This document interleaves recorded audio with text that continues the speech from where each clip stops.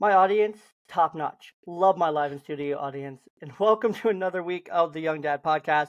I'm your host, Jay. I'm super excited to be with you guys today and host my man, Tim. Tim, you have been podcasting since 2012.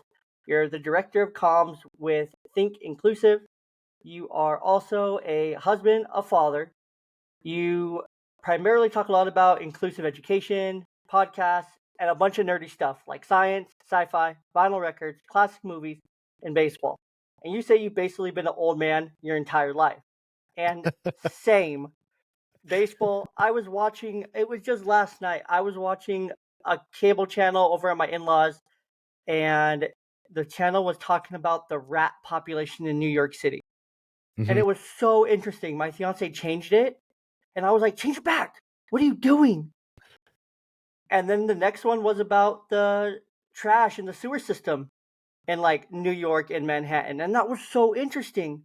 And then the next Mhm. one after that was talking about like YouTube and like internet and things like that and how that's evolved and things like that. And I'm like, don't you dare change this channel. This is awesome stuff.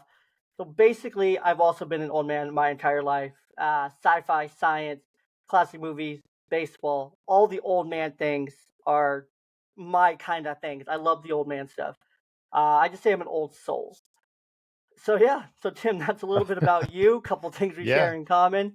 Go ahead and tell the listeners a little bit about yourself, what you do, and a little bit about your fatherhood journey. sure. Well, thanks for the introduction, Jay, and for the applause. I've never been in front of a live studio audience like that, so appreciate that. Um, so my name is Tim Villegas. If you didn't know how to pronounce my last name, nobody does. It's fine. Um, I have been podcasting for a long time. I've been podcasting for the same podcast. So I started Think Inclusive in 2012 with the Logitech headset mic, using GarageBand and Skype, and I was just learning along the way, just like everybody else. Um, at the time, I was a public school teacher, so I taught in public schools for 16 years.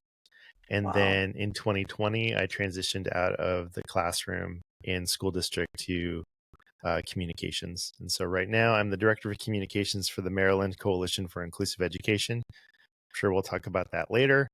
Um, and I am a dad, and I have 3 kids. I have a 17-year-old.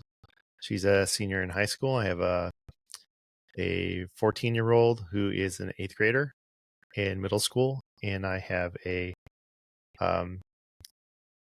11-year-old who is a 6th grader in middle school.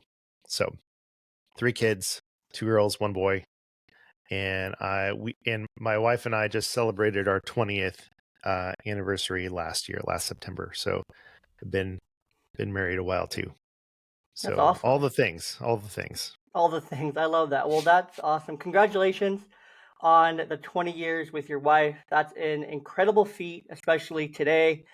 So congratulations on that. That's awesome. What? So you were in education for 16 years. You Hmm. left in Yeah. 2020 during the pandemic years. Was that a big influence Yes. on you having to transition to like online learning out of the classroom into uh, Zoom world for education? Is that a lot of what kind of pushed you out, or what were some of the things that made you go from that transition? Because that's a long time to be in education. You're vested at that point. Hmm. You're Hmm. all the things. You're established. They're not going to take away your classroom. There's no way they're going to get rid of you, kind of thing. Especially male teachers are such a needed commodity in the United States. There's not nearly enough, especially men of color, um, are just so valuable because it's a reflection of these kids who you're probably teaching and working with to see that in Yeah. front of them Yeah. as an example of education. So, what kind of made you leave from education to communications? Well, I um there was a part of me that didn't want to leave. Um I've worked for two school systems. So I grew up in California, and that's where I call home. Pasadena was actually the school district. I lived in Pasadena and also worked in Pasadena Unified School District. That was my first teaching job. And then in 2008, we moved to Georgia for a lot of reasons. We can get into that. We can or can't, don't have to. Yeah, you can. But Whatever you want to get into, feel free to get into it. And then also, just so you know, when I say men of color, I'm biracial. I'm just very light skinned, so I didn't mean any offense by that. So please don't take any offense to that. If you're listening, please don't just assume I called Tim a man of color for no reason. I also am as well, just differently. So if you're on YouTube, that'll make sense. If you're not watching the video format on this, it probably won't make sense. So I just wanted to clear that with you. it's Just make all sure I good. didn't offend there. So It's all good. Yeah. And I typically don't, I typically don't do video podcasts, but, if you are listening, yes, I'm a brown skinned man. I'm wearing glasses. I've got a hat, just like Jay, but different. It's, blue and gray, and it's actually the Oklahoma State that's outline. sweet. And it's OKLA because The it is from Oklahoma the City minor. Dodgers, the Yeah, that's right. AAA That's baseball right. team of the LA Angels, or the LA Yes. Dodgers. I'm so LA dumb. Dodge. No, it's LA okay. It's Dodgers. I do okay. beat writing for the high A affiliate of the LA Angels here in the Oh, Tri okay. Cities, the Dust Devils. So that's why I said LA Angels, because I'm so used to saying LA Angels when I'm talking about baseball or talking about minor league baseball. So Amazing. Amazing. Yeah. So, in 2008, we moved to Georgia, and I started working in special education classrooms. And the reason why I eventually left was because I am a passionate advocate for inclusive education, meaning I want to see learners, um, with and without disabilities, learning together in the same classroom, in the same spaces, having access to all the same curriculum, and equipping educators to do that. And what I saw in public schools, from the very beginning all the way until I left, was um, some really outdated mindsets about what kids could learn and could do. Um, and I just I tried my best to move things forward in my districts. And I think some progress was made, but all the time I was doing that, I also had this other outlet of like podcasting and blogging. And so I was meeting all of these different people from all across the country and the world, advocating and trying to do the same types of things. And I got to the point in 2020 where it's like, okay, the world is different, right? And we all started to reevaluate and think like, okay, well, like when we all get back in person, like what do we want? What kind of world do we want? What kind of schools do we want? And it just got me thinking. I had tried looking outside of the school district, or moving like to a different role or capacity previously, but that was, I think, the thing that really made me go, okay, I think it's time for a change. So then when I started looking, then I realized, oh, there could be something out there. And I emailed my resume to a friend of mine who was like, sorry, my kid's middle school just called, so I think I might have to take this. you're fine. Let me see. They're hopefully they'll leave a message. Okay. So I emailed the CEO at the time of the Maryland Coalition for Inclusive Education, because we had developed a relationship over the years, and I said, hey, do you have anything related to communications? Because that's kind of what I'm looking at. I've been doing all this work on the side. I built up a following. This is really interesting to me. And she's like, actually, we're looking for a communications specialist, but what do you think about just coming on and being our director, and you can bring your podcast and the blog and all the work that you've been doing, you just do it underneath the nonprofit.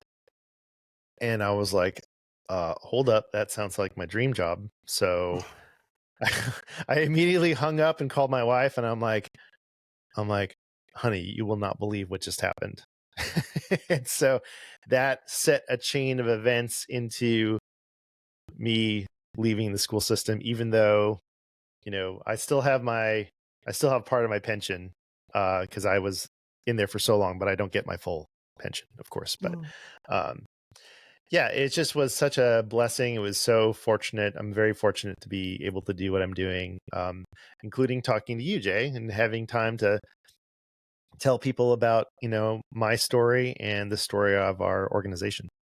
I love that. No, I appreciate you having you on. Special education is something that's always like resonated with me even to today. So I never was in any special education growing up. I was actually pushed ahead throughout all of school. I was very fortunate that I was blessed with those gifts and abilities. Uh, but I can remember all the way back to Head Start, 4, 5 years old, very, very young. My best friend at Head Start, his name was Michael. He was the only kid in the wheelchair. I was one of his only friends, going way back to Head Start, 4 years old, 20 plus years ago, 25 years ago at this point. And that was my best friend, was the kid in the wheelchair. I was the only kid at that school that he would let touch his wheelchair. That wasn't a teacher. Even after one day, I remember this day so clearly. It's wild, but we were out on the playground. I was pushing his wheelchair. I wasn't paying attention to what I was doing. I didn't see the crack, and his wheelchair caught, and he went face forward into the ground. Oh no. But we were still friends after that. He still let me push his wheelchair. Things were great. We were Yeah. kids, so it's very forgiving situation. So special education always resonated with me throughout all the time. When I was in high school and learned to, when I got my water safety instructor certificate and was able to teach swim lessons at the pool I was at. I was a junior, senior in high school. And one of the things I did was I taught the adaptive swim lessons.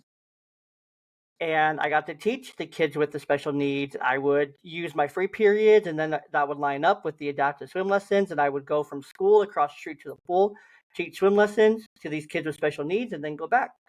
So I did that for a few years in high school. Super fun. When I went to college originally, when I very first went to college, my major was special education, K through 12, with the full intention of being a sped teacher, K through 12. Well, that wasn't the path that I ended up going. I got 2 years into the program. I had a professor. He kind of scared me out of it. I wish I would have known better, been able to work through that. But he said, well, if you're not 100% in this path leads to a high burnout. If you're not fully committed right now, then get out. So I got out. I changed my Mhm. major to business.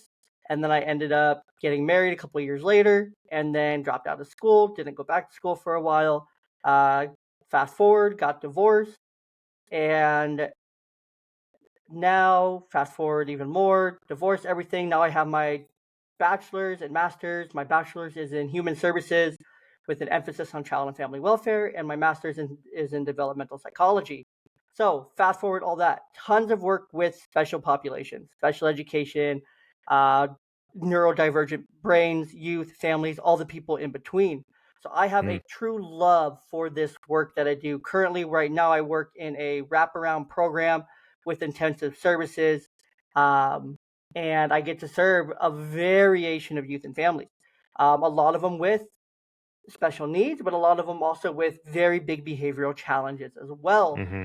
And some of that is that families don't know that they can access accommodation, 504 plans, IEPs based on their behavioral needs alone. They don't Mm. have to have the Yeah. special education needs, the autism, the developmental delays, the intellectual delays, the physical disabilities to be able to access these services and to be able to access these accommodations to help their kid who is just special, but in a very different way. It could be ODD, ADHD, could be who knows in between anxiety that's crippling, depression that's major depressive disorder that's just crippling as well in its own ways that translates into these manifest itself in these behavioral challenges.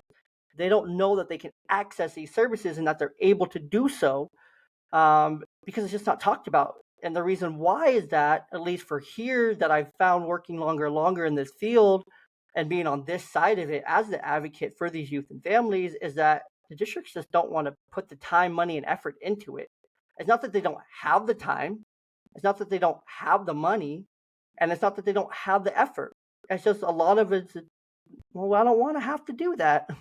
We don't want to have to stay an extra 20, 30 minutes that we'd be here anyways to do a meeting. We don't want to have to use our resources that we already have here to evaluate, to go through the evaluation process, to give this kid who needs the accommodation. Well, if it's just not a want that they don't want to do, unless they have to do it for the highest intensity and highest need kids. But that's what it's really about. It's about getting all these kids who do need it the equal access to education, because there's a big gap in the accessibility and equal access to education that isn't talked about nearly enough, especially for kids who aren't just straight disabled. We know that those kids are going to get accommodations built in automatically, no doubt. But what about the other kids who also need it, but in a different way? So that's kind of a lot of the why I love what you do, even though you're out in Maryland, right? Yeah, our organization's in Maryland, but we do work with districts across the country. Oh, awesome. Awesome. So yeah, so that's a little bit about why I love, your coalition, the podcast, the inclusivity piece of it, to make sure education is inclusive, because we went through generations of segregation in education. We went through generations, and we still do see a lot of that today, that disparity in education between, color, between ability, between gender, and there is still a lot of that old thinking I see with working with different educators even now who aren't too much older than me, that are maybe 5 to 10 years older than me, that I see that are just like have that old mindset.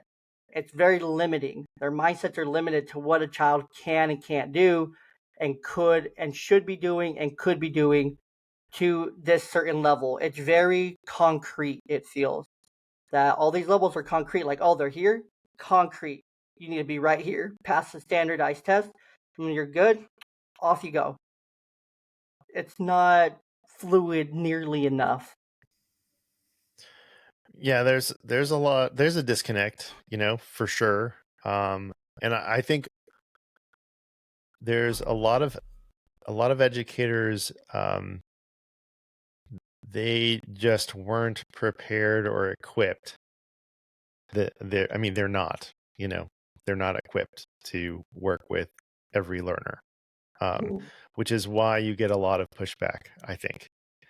And so that's why our organization exists, is to equip, teachers to know how to include. Because if they've never seen it done, if they don't know, if you're let's say a general education teacher in middle school, and you are a 7th grade math teacher, and all of a sudden someone is telling you, okay, this learner that has Down syndrome and an intellectual disability, they're going to be going to your class, and they're going to be like, what? Like, I can't teach this kid. What are you talking about? And so there's a big leap in the just practical applications of how you adapt instruction for a learner with that kind of profile. The thing is, though, it's happening all over the country, and educators are being equipped and are educating learners, and those learners are succeeding, making progress in their IEP goals, and are thriving. It's just how you get from a school that's never done it before to them working towards inclusive practices can be a long journey. And so one of the things that we focus on is working with leadership. So, when I was a teacher, I had this idea that inclusive education was the right thing to do, that it was best practices. I was reading all the books, I was reading all the journal articles. I'm like, hey, y'all, like, this is we've known that this is the right thing to do and that we can do it for decades. So why aren't we doing it? I just did not understand. And as a teacher, I had very little power to change what was going on. All I could do was go to my next door neighbor teacher and be like, hey, do you know about this? Do you want to collaborate on something? Hey, can I bring my kids into your classroom? Because I taught in a special education class. Those are the things that I could do, but I could not by myself change the culture of a school. That's really the role of a principal. And then I also cannot change the culture of a school district. That is an assistant superintendent or superintendent's role. So what we try to do as MCIE is really target conversations around changing mindsets of principals and school district leaders so that they are the ones driving the work. And we don't actually go into schools and be like, okay, you're doing this wrong. You have to do it this way. It's all about inquiry, right? So we have a list of best practices essentially, and we go through and we talk through that with the principal or with the district leader and be like, hey, these are the things that we've identified that inclusive schools do. Where do you think you are, as you look at these assessments, right? Look at these the survey, and then they decide what is the priority for them to work on.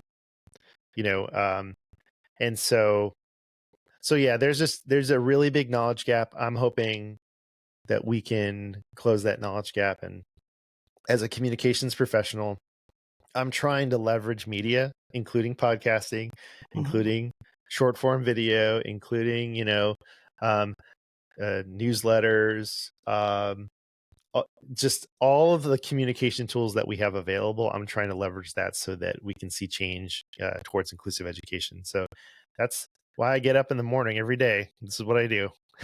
100%. No, I love that. And so working with the leadership at the top of the school, for me, I work with a lot of principals. I work with district level people for these different services that my kids may need that I work with. But how I find a lot of the times that the principals are, yes, they can create change and influence that change. They 100% can and they 100% should, because they are the people at the top of these schools influencing it among the teachers. But I feel that some principals and some administration in some schools and even at the district level are afraid to make these changes because they're afraid to lose the educators they do have that will not agree with it.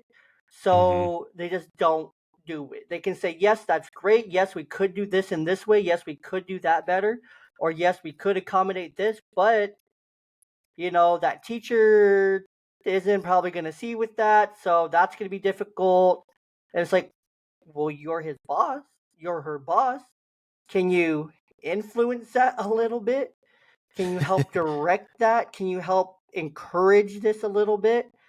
And a lot of times it's like, well, I'll talk to him. It's very timid because it's like, I don't want to piss him off because I don't want him to leave and quit. Because he could go to any of the other 15 elementary schools in the area. He could go to middle Yeah. school if he really wanted to. He could jump over to the high school. It's like there's no shortage of schools, at least in our area where I live here in the Tri-Cities, that educators could jump to on any given day for any given reason from one to another. What part of Washington? I'm not I'm in familiar the with Tri-City. Tri-Cities.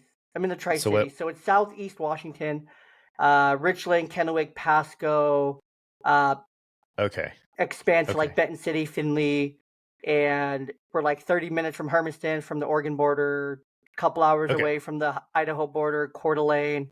So we're kind of down in like that southeast region, kind Okay. of. Um, so yeah, it's hard for some of these So principals. yeah, so since you're in Washington, let me bring this up because this is something that I know about Washington. So OSPI, Office of Superintendent of Public Instruction, that's your, Mhm. the the big bosses, right? Yep, In OSPI. the Yep. State Department.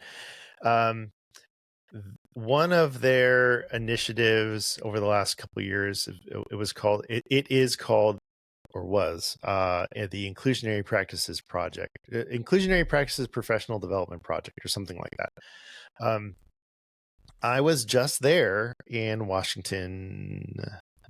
Well, I guess now was it 2000? It was last year. It was last year, 2023 in March.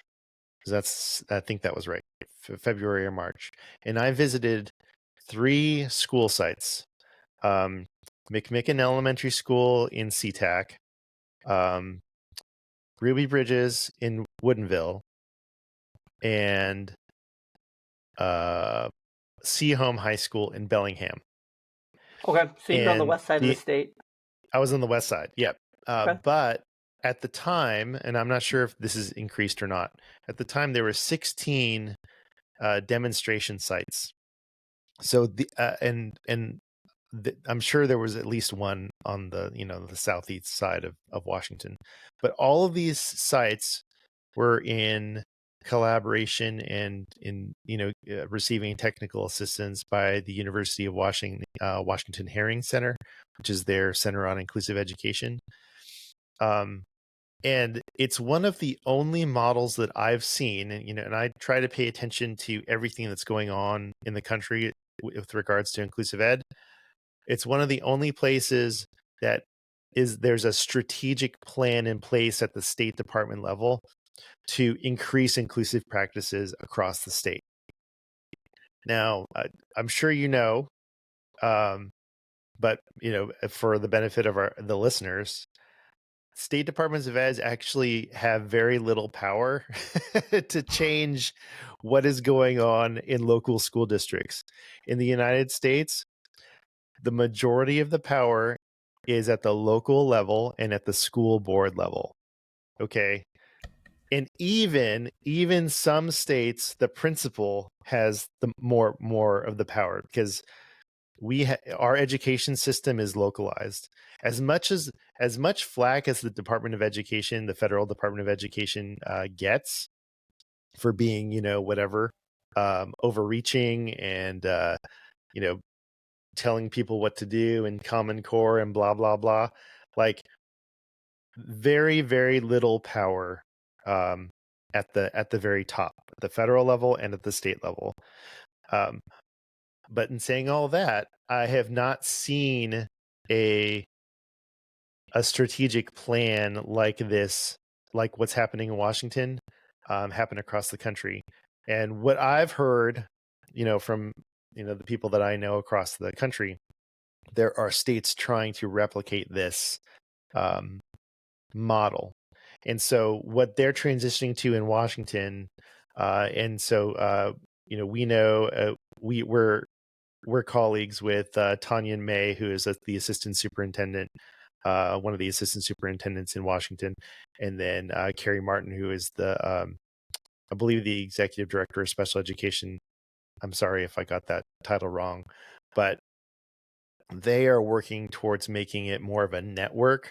So a network of schools in Washington that are all pursuing the same sorts of things, equipping leaders, changing practices, changing mindsets and culture in the school and the family, in the community, towards more inclusion. And I absolutely think it's wonderful. I love it. I sing Washington's praises all the time. So very, very happy to talk about that and to share that with you. No, that's awesome. I had not known about that because we actually don't have a site that's included okay. in that project. So I just pulled up the map. It looks like there's 13 demonstration sites, 3 early learning, 5 elementary, 3 middle schools, and 2 high schools.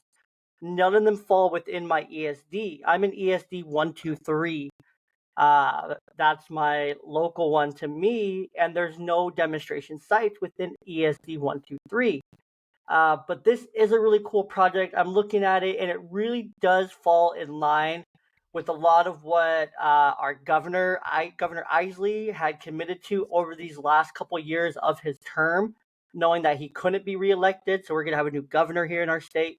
But he decided to put a lot of money into projects like this, and he also put a lot of money into behavioral and mental health as well for youth. So he put a lot into these different projects. So this lines up kind of with exactly where he's been at the last couple of years of his term, to leave on a, I guess, positive foot out the door.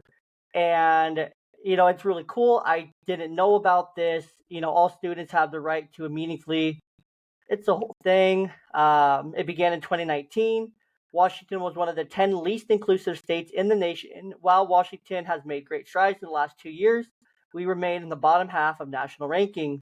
Moving Washington towards a more robust and self-sustaining system of inclusion is going to take continued time and effort across all levels of education system.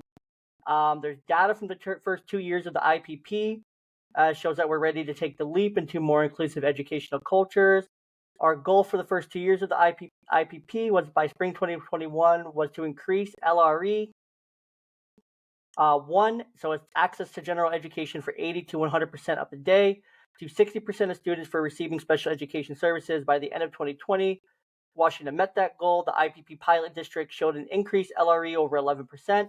Now the project has been funded for 2 more years, and they need to set a new goal for spring 2023 to determine what the 2023 spring inclusion goal will be. OSBE was seeking out a recommendation from the special education state design. So just kind of to give it a little bit more, this is kind of, actually I'll pull it up here because I forgot I can share my screen. Let's see, this one right here. So this is the map that we're kind of looking at right now, Mm-hmm. in terms of what the different sites are going to look like. I'm pulling it up on a different tab to blow the map up. Let's see if it works. I have not used this feature before, so this is cool. Thank you for sharing this. Yeah, no problem. So I'm trying to see, just to kind of give everyone an idea of what this looks like in the state. So the pink, I believe, are the current active sites that are using this IPP program. The pink, Okay. and then you look down here, these green ones, I want to say, are the planned expansion sites. So it looks like I'm right here. So this is my area right here. Okay. These two, whatever 2 schools these are, so it looks like there's going to be one in Pasco, one down here. Looks like, so there's only going to be one in the county. So this is Benton County. Okay. Looks like there's going to be one here in Findlay, and then one over here in Franklin County. One out here in Benton City, one in Richland, one in Kennewick, one in Pasco. So it looks like they're hitting the Tri-Cities: Prosser, Benton, Richland, Pasco, Kennewick, Findlay. So this is my area. This is my district, the ESD 123. So very interesting. Looks like these are probably planned sites. I want to know if it'll show me the school that this is at. Oh, it might. So this, I believe, is going to be Lewis and Clark Stevens Middle. So it's going to be a pilot school. There you go. Look at that. Stevens Wow. Middle.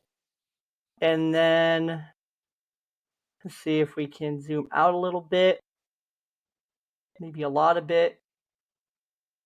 It looks like we got one in Pasco there. All right, let's go over here to Kennewick. This is going to be off West 4th.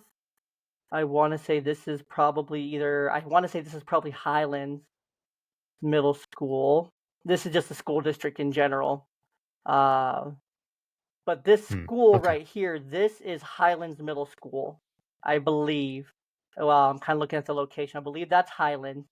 So that's a little bit about, it looks like there's some planned sites that aren't quite active yet, but probably schools that have agreed to it to be the pilot will be doing this. So it's really cool to see these middle schools, especially this Pasco location.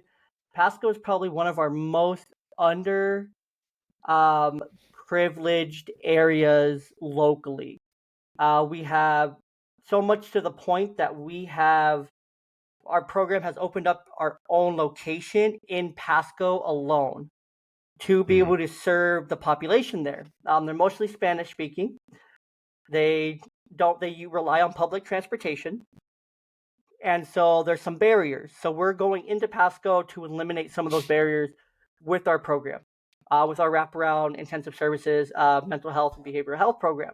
it's very cool that we're doing that and getting into that community. So, but yeah, I had no clue about that. I think that's great because it is so important for that inclusivity, because our system as it is stems from segregation.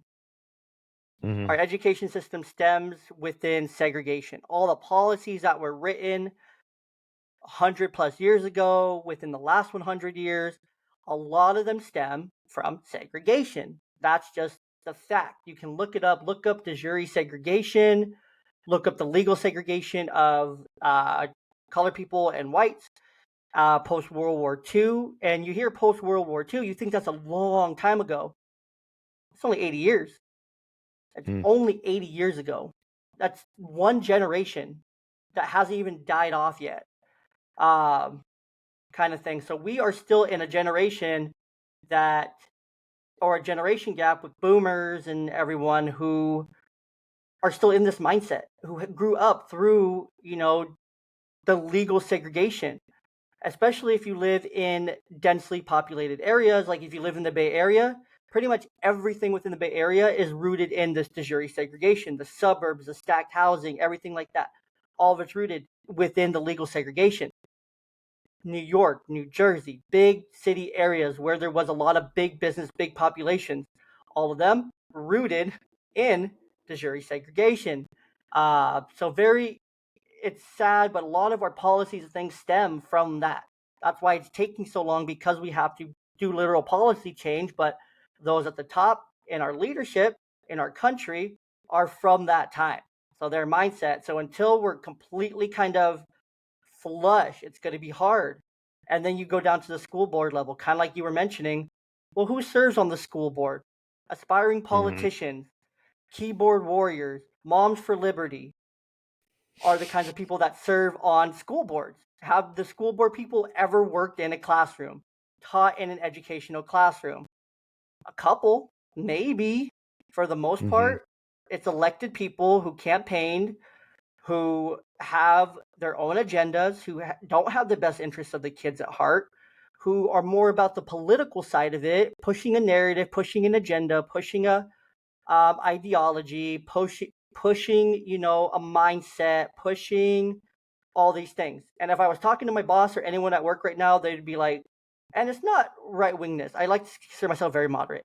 Uh, but it's so obvious, like, people who go into these positions go in with the narrative, or they get placed there with a big enough campaign by someone that's buying them to go into that position for whatever reason. Maybe it's a local tech company's wife that wants to push a certain narrative and agenda, so they have the money to push her into it, and they push her into this role. She ends up working in it, and then she's able to say, oh, well, I can get a donation from my husband's company if you do this for me, kind of thing. It happens everywhere. It happens Mm-hmm. everywhere. And that's the problem with Yeah. school boards. School boards are laughable. Some of them, not all of them. Mine locally are laughable because it's keyboard warriors, it's Karens, it's all the Kevins, it's all the people who have never stepped in a classroom. Some of What them did are Kevin do? it's a male version of a Karen. Um, but you know what I mean? Like, that's what our school boards are. Yeah, I mean, I don't really have anything to add as far as, opinions on school boards. That it's definitely very mixed, and some are elected, some are appointed. Mhm. There's, I think the main thing I wanted to get across as far as school boards go is that they have a lot more power than you would think. So Mhm. it's very important who is on the school board. Exactly. So as I mean, we're in an election year and all that stuff. So definitely make sure you know who is running for school board if they're elected in your area, to really pay attention to that. It's always really interesting when that comes up again.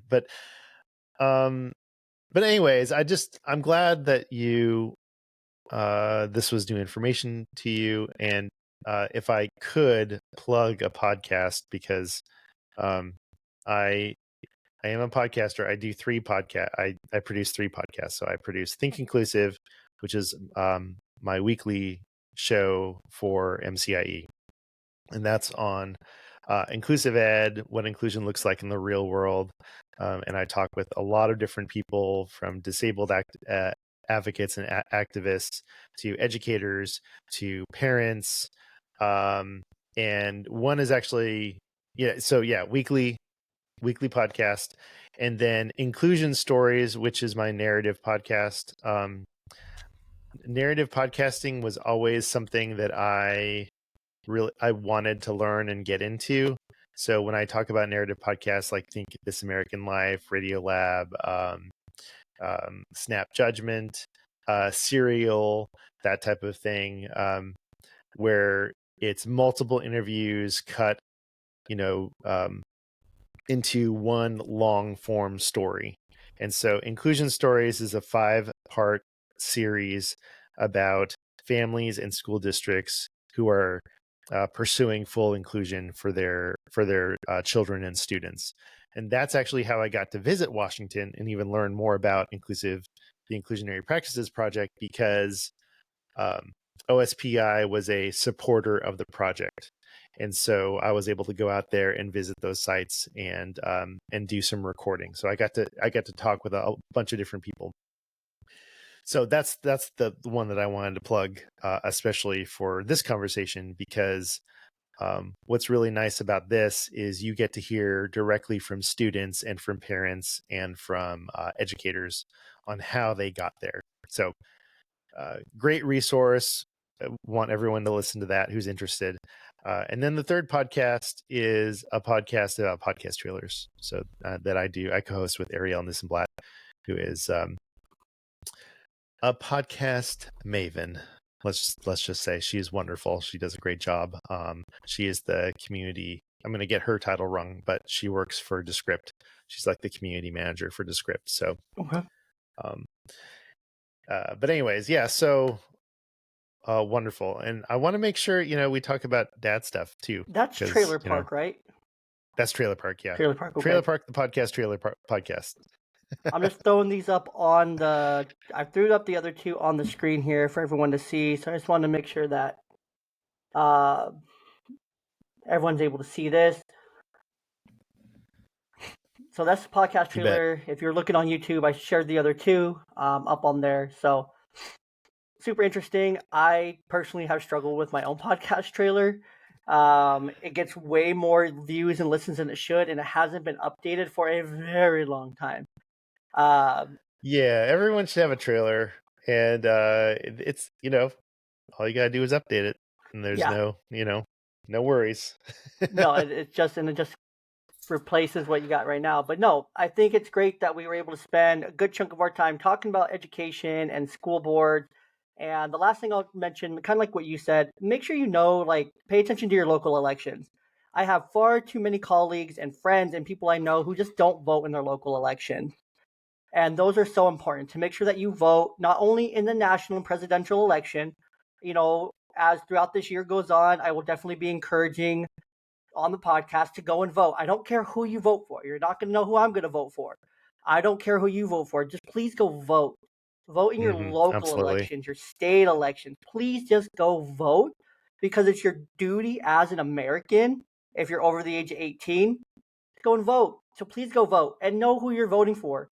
They send those little pamphlets in the mail for a reason, so you can read a little bit about each candidate. And guess what? We have Mr. Google, who you can go and read more about on each candidate and learn more about kind of what they stand for. If you are into digging and you are behind a keyboard, behind a screen, and you like to deep dive into people's life, it's all good to be out there. They're public figures. They're good to be out there. Who supports them, who endorses them, and all those things. Find the right candidates align with you. And a lot of times, if you are religious as well, your religious institution will have a list of candidates they endorse and support. So if you want to make it easy for yourself, go and ask your church leaders who they endorse in the local elections. My church is really cool. They bring in the local officials who are running in the elections who we endorse, so we can actually hear them speak on Sundays and at services. So it's a great way for them to like have publicity, but for us to know like, oh, this is a real person with real values. And I got to hear their 5 minute, kind of pitch about themselves. Like that's different. Like these guys are going out of their way to go and talk to their communities who they know will vote for them. So it's really cool. So definitely go and make sure you go vote because your school boards have so much power locally. So make sure you are putting the right people on there, or if you are that right person and you feel like you're being pushed in that direction of your life, go and do it, kind of thing. So, Absolutely. um, Absolutely. but yeah, so about dad life. Yeah. Um, for you, you became a dad in 2006. Like you said, you have a 17-year-old, senior in high school, two middle schoolers, and you have been doing things differently than your dad your whole Yeah. dad journey or trying to. Um, Trying to. Yeah. a lot of that comes with loving your kids no matter what. And I'm sure you're in a very different phase of parenting than I am. I have a 3 and a 6-year-old. And so mine are little, they're fun. I get to be present for everything and involved no matter what.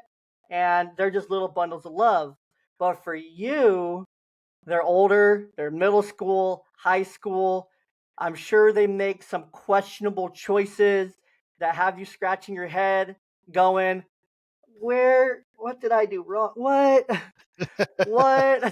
You're being hard to Yeah. love right now with your attitude. I mean, you said your oldest is a 17-year-old girl, so I'm sure that's been They're a, well. I will say that they're very good kids. yes. They're wonderful kids. And it's more about how we support them in whatever choices and um in their activities. Um, all I have to go by is how I grew up, and um, while I love my dad, um, Dad, if you're listening, because you never know, I love my dad. But there definitely were some gaps in support, um, and we've talked about that. Um, and what's really interesting is I just recently had a conversation with my dad and my sister. So my sister is 13 years younger than I am, and it's just the two of us. And I don't know if you or the listeners have had really tough conversations with your parents. Yeah. Um, but it's just as an adult, Hmm. it's difficult. It's difficult because on one hand, I don't want to drudge up the past, and say you did this, you did that, and all this stuff. Like that is so far, water under the bridge, right? Um, but I want to, even though our relationship had been strained in the past, like I want to move forward with a positive and healthy relationship. And so, and saying all of that, right? Like there were some really tough times where my dad wasn't around, um, as much as he could have been or should have been. So how am I going to change the patterns that had been set, by his father and by him, and now me? Like it's on me to figure out what am I going to do differently. And so what I'm doing differently is trying to be present with my kids, um, and be involved in their lives, in the day to day of their lives. You know, um, the example that was set for me was to drive myself into my work, and to completely be engulfed and consumed by work. That is what was shown to me. Hmm. And so it is really easy for me to do that. Like like I could work all the time. I could, you know, like if I Hmm. let myself, I'd be I'd be working 12-hour, 14-hour days at my computer, creating, writing, all that stuff. And I would like it and enjoy it, but I'd be missing so much else. So that is what I have to keep telling myself. I have to invest, into in my relationship with my wife. I have to invest in my kids. I have to let them know that I am there for them no matter what, right? Uh, and and so that is how I break the cycle, right? I break the cycle 100%. because that is what I'm doing. So, and the other thing is to invest in friendships and relationships with other men. Like that sounds like it sounds weird for me to say, a little bit sometimes, but like I need friends, I need male friendships. True. I No, do, it's so and important. yeah, and so I need to develop that, and not just like social media. Like I need to like be able to be like, hey, you want to go for a hike on Sunday? Yes, absolutely, let's go for a hike and let's talk. Let's go out, for dinner, or let's get some coffee, or let's go out to lunch, or let's just talk on the phone. Like develop really, really healthy friendships, because also that is something I feel like I need to break the cycle for my family, so that you know but I don't know what it is about, I think my kids have done really a great job of like finding their people, you know? And so I just want to make sure that they continue to do that as they grow, because it's so important to have like your people that you trust, and like your circle of friends. So 100%. No, all that's so important. And I love what you said about investing. You have mhm. to invest in those relationships. You have to be intentional about that investment. I use this analogy all the time at work with families, with parents, is that you have cups, right? Some cups are little baby tiny shot glasses that you take communion in at church. Some are big old water bottles, right? And each area of your life is going to be a different size cup. And you determine how big that cup's going to be. And you have to determine how much you're going to pour into each of these cups based on what you have. So if you're a full cup and you're overflowing because you're taking care of you, then those cups are going to be filled. But you have to be very careful, because you can't fill a little baby cup and flood that with water, because that's going to take away from some other area in your life that Mhm. needs a lot of water in it to be successful. Like this, you can consider this like your relationship with your wife or your kid. And you can consider this little baby cup. I don't know how much was something really kind of smaller, like smaller scale. Mhm. But it's Yeah. very easy to get distracted and lose sight, because you can pour way too much into this cup and not pour nearly enough into the big one. That's so important, to invest that right amount of time, energy, love, devotion, passion, energy, all the things into your relationships. And you have to pick and choose. I'm very much the same. You can go back and listen to episode 100 with my dad, where we got to talk about a lot of those things like from my childhood, and talked like very openly as adults about things that I was told by my grandmother versus his perspective, and share those perspectives. It was a great episode. It was a ton of fun. Maybe this one will come out. This one will come out after 100. Uh, but it's important to have those conversations, but it's also important to then be intentional. My dad set the same example. Good. And I need to take this. Is that okay? You're good. Go ahead and mute yourself. Hello. I am, but I'm good. Okay. So sorry about that. You're good. So yeah, kind of like we were saying, it's important to invest in that relationship with your kid and be intentional about that investment. Let's jump into the last little part of the podcast here, the YDP3. The YDP3 are 3 questions that I ask every guest to kind of leave us on a very philosophical note. Um, I forgot to preface you with these ones, let you know that we'd be doing this at the very end, but I never tell the questions until we get here. So, um, Okay. I'm the ready. first question here is, where are you rooted? And you can interpret rooted as where you're physically rooted, or also like core values, like what makes up Tim Villegas. uh That's a great question. The first thing that came to mind was my faith. Um, I do say that I'm a Christian. Um, my faith has evolved over the years. It's changed. It looks different. I had a great conversation with um, Matt Gilhooly. I hope I'm saying that right, Matt, on the Life Shift podcast, if you want to look at that. Um, but that is ultimately where I am and where this passion for inclusion comes from, which is why, I get up, and do what I do every day. I think that I think love and acceptance and belonging are really, really core passions and values of mine. And so no matter who you are, if I can show you love, accept you for who you are, and create um, an environment of belonging, then I feel like that is my purpose. 100%. And I can't echo that enough.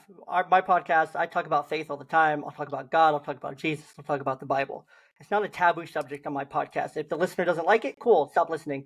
Um, Maybe it's not for you. Or stick around. Maybe you'll feel inspired or enlightened, or something will move in you in the right place, right time. God makes no mistakes. And we always approach it, and I always approach it, same like you just said, from that place of love. If I can make you feel accepted, because that's what Jesus did. That's what we're taught in the Bible. That's what Jesus did. That's so important. The next question here is, what grounds you? If you're feeling all stressy and depressy, kind of out of whack, out of sorts, what kind of brings you back and helps you realize it's all going to be Yeah. okay? I got this. Let's keep rocking. So I'm a really big music person and nerd. And so I have basically Spotify on, all the time. And I've got playlists. I have my family laughs at me because we have a family plan. And so they like curate their own playlists and like all that stuff. And I do that sometimes, but I have a liked song. My liked songs list is like, I don't know. It's got like 1,500 songs on it. It's growing towards 2,000. Nice. And all I will do, like if I just need to like feel good about myself or feel good, is put on my like songs and just rotate, shuffle. And I'm just like, oh yeah, I forgot I put this on here. Oh, this is amazing, and that always makes me feel better and grounds me. Um, and if I'm really going through something real specific, there are certain albums that I can just put on and be like, okay, this is one of my favorites. I can just let it roll. So music. I love that. I love that. I do the exact same thing. I have my likes. I'll go to my likes on Amazon Music, and I'll just hit shuffle and let it go. I'm pretty sure Let It Go is on there. Not by my choice, but because I have young daughters. No, I Um, get it. I heard that many times. so many. Right now, they're in their Taylor Swift era. So every time they go to take a shower and use the bathroom, there's an Alexa in the bathroom, and they tell the Alexa to play Taylor Swift, and it's lovely. Yeah. Yep. You There you can go. you can There you listen to go. Never Grow Up on repeat so many times. The last question here is, I'm gonna set the scene for us. Let's say Okay. we're at the park with our kids. Took your kids to the park.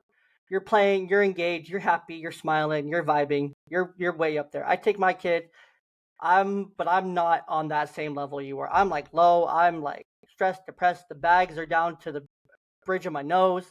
I'm just so tired. I'm exhausted. You can see it on my face. I look across at you. You look across at me. We make eye contact. Classic Hallmark movie love story. Uh, and we make eye contact. I see you, and I'm like, man, that guy looks like he's got it together. What is his secret? What is he doing? So I get up.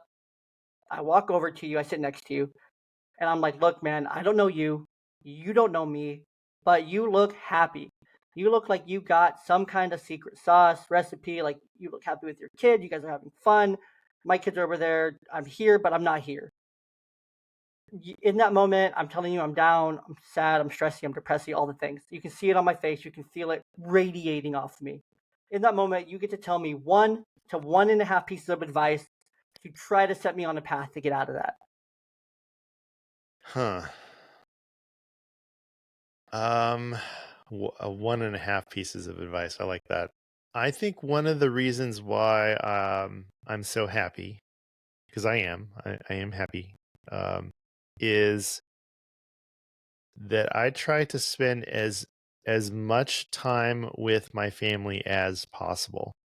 And like not and when the kids are little, it's really easy. It's easier because if you have a spouse and then your kids, right? It's like they're little so that it's like they're not going places all the time. Usually if you're going somewhere, you're taking them, right? And like spending time where it's just the, whatever, two, three, four, five of you at once, spending as much time as possible, even if the kids especially are just like, no, I don't want to be here, that it like it imprints on you um time that you are never going to get back. So like as the kids are getting older, we still try to spend as much time as possible with each other. Like we still eat dinners together, like at the table. Even with how busy we are, it doesn't happen every single night now, but the majority of nights we try to like sit down at the table and have a dinner and like talk about the day. Um, and we go on road trips. So like we've taken 3 major road trips. We have a Honda Pilot, and we've driven from Georgia to California and back. We've driven to Maine and back, and then just this last summer we drove to Vancouver and back. That is a lot of time together, a lot, like Yeah, weeks of time. Um, but it's so valuable. Like that has really you cannot recreate that time. And then pretty soon, oh geez, I'm gonna get emotional. it's okay. My kid's going to college, so that time's not going to be around anymore. So, yeah, yeah, that's like the actual time spent is the glue. It just is. It's the glue. Do as much as possible, because eventually it's not going to be around. But I think that hopefully, and I don't know this for sure, but hopefully, she's going to go off to college and she's, going to do her thing. But she always knows that she can come back and and it's us still, so that's what I'm hoping. I love that. I love that. Well, Tim, thank you so much for your time today. Much appreciated. Go and tell the people one more time where they could find more of you, more about what you do, um, and follow along to follow along with your work that you're doing. Sure. Yeah. Yeah. I'm on the socials. I'm really easy to find at the real Tim Vegas on Threads and Instagram. And you can me up on the web at timviegas.com. I work for the Maryland Coalition for Inclusive Education, and our handle is Think Inclusive. And happy to connect if you have any questions or if you just want to say hi. Love that. Well, Tim, thank you so much again for your time today. It's much appreciated. It's my pleasure. Thanks for having me.